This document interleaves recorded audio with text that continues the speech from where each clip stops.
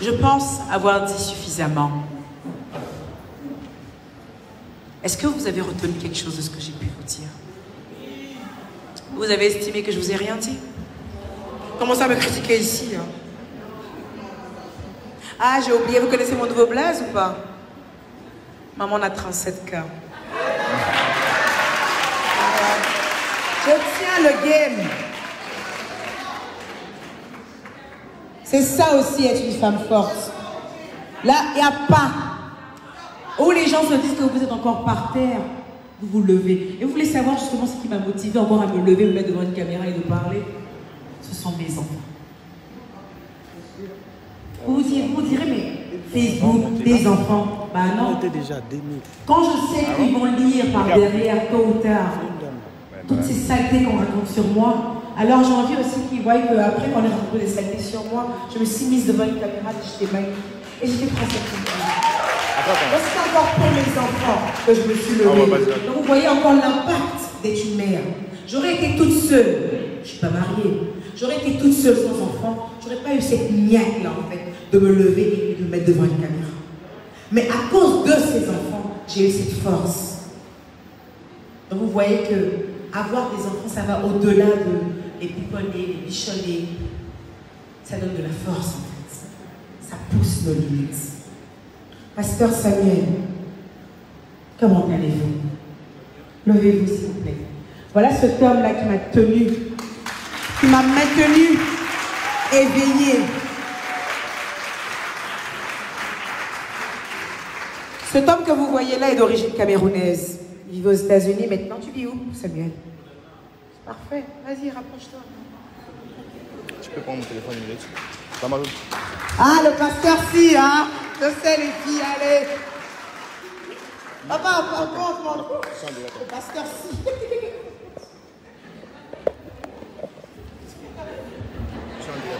Il est beau comme un dieu.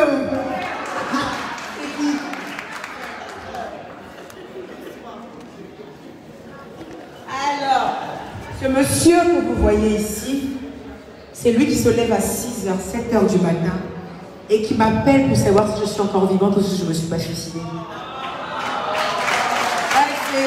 ça peut paraître risible comme ça, mais j'avais l'impression qu'il se disait ça en fait. J'avais l'impression parce que à n'importe quel moment, il m'envoie un message, ça va? Tu as prié? Tu sais, Dieu a quelque chose pour toi. En gros, ne meurs pas maintenant, tu sais. Mais il essayait de me maintenir du mieux qu'il pouvait. C'est ce pasteur-là qui m'a appelé. Il m'a dit, Emmanuel, dis-moi, toute ta bague de fiançailles encore avec toi? Je l'ai posée à côté de moi. Il dit, tu sais quoi, vas-y, rends. J'ai dit, allô, gars, viens chercher ta bague. Vas-y, parle, ça.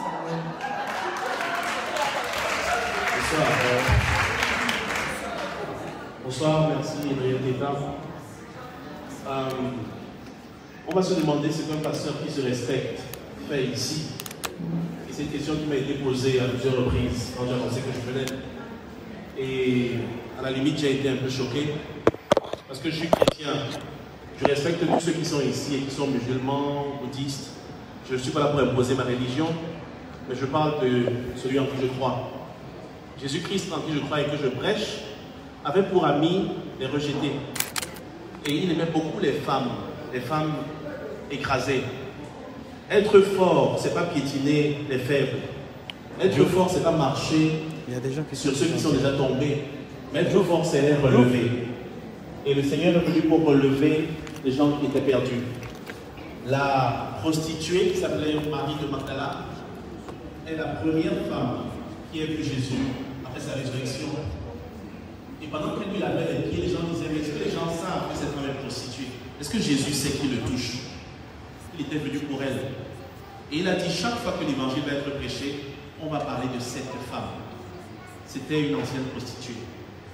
Il y a une femme qui s'appelait, on ne connaît pas son nom, mais c'est une femme samaritaine, qui a été mariée 5 fois et qui vivait avec le 6e homme qui n'était pas son mari.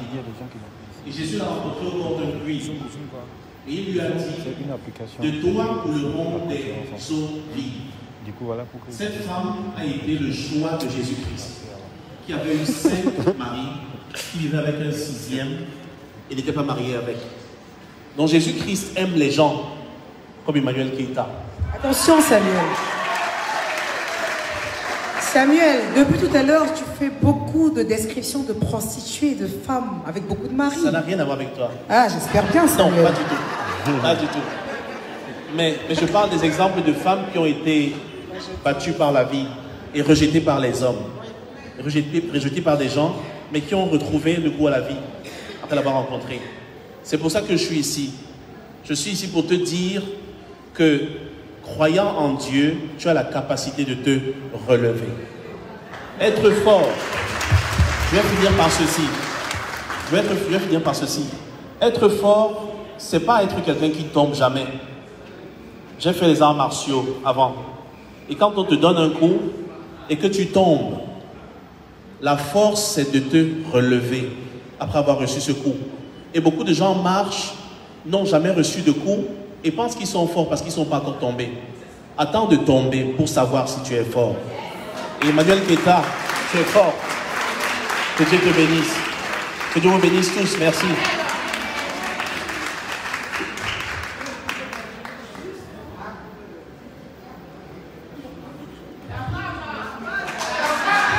Ma mère aime bien se faire voir, c'est ma mère. On aime se faire voir chez nous. En fait, je veux compléter un peu ce que le pasteur. Pardon? Vous voulez que je monte?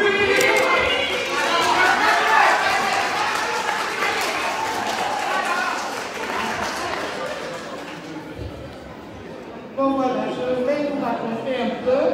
Pasteur, restez à côté de moi s'il vous plaît. Quand j'étais enceinte d'Emmanuel, je suis allée, je prie beaucoup. Je prie énormément. Donc je suis allée à une cellule de prière à l'hôtel Sebogo à Abidjan. Et après la prière, une dame me suit. Pourquoi? Madame, oui, j'ai un message pour vous. Excuse-moi, c'est elle. Il faut dire au photographe, moi c'est pas moi. Moi, c'est elle qui me dit pas tout. C'est pas moi. C'est qui? Ça, au photographe, moi, ils m'ont donné, il n'a qu'à filmer. Moi, je lui ai parlé, il m'a dit de faire. Du coup, voir avec elle. Appelez-le l'enfant Emmanuel.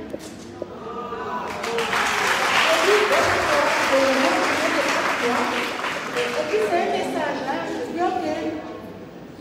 Et puis je rentre chez lui. Et la grande sœur d'Emmanuel, Muriel, quand j'avais 8 mois et demi, 9 mois, j'étais couchée un matin à 6 h du matin. Elle avait 7 ans. Elle court, elle vient dans ma chambre. Maman, comment tu vas appeler le bébé? C'est le photographe. Le photographe. J'ouvre. Comment voilà, il m'a embrouillé trop. Ça, c'est interdit de téléphone. C'est interdit de filmer ici avec le téléphone. On peut le filmer? Ça fait rien. Je vais accoucher. Je sors de ma chambre pour descendre en salle d'accouchement. Donc je sors, je prends la douche avec la sage-femme, le professeur Brecht m'a trouvé. Tenez-vous bien, la dame que j'ai vue au Sébroco, quand j'étais enceinte de 4 mois, est derrière moi. La maman d'Emmanuel, la maman d'Emmanuel, je me retourne. La maman d'Emmanuel, puis je me retourne, c'est la dame. C'est la dame. Tu vas accoucher d'Emmanuel? Non, j'ai dit oui. Emmanuel n'oublie pas, c'est un message de Dieu. Je n'ai plus revu cette dame jusqu'à ce jour.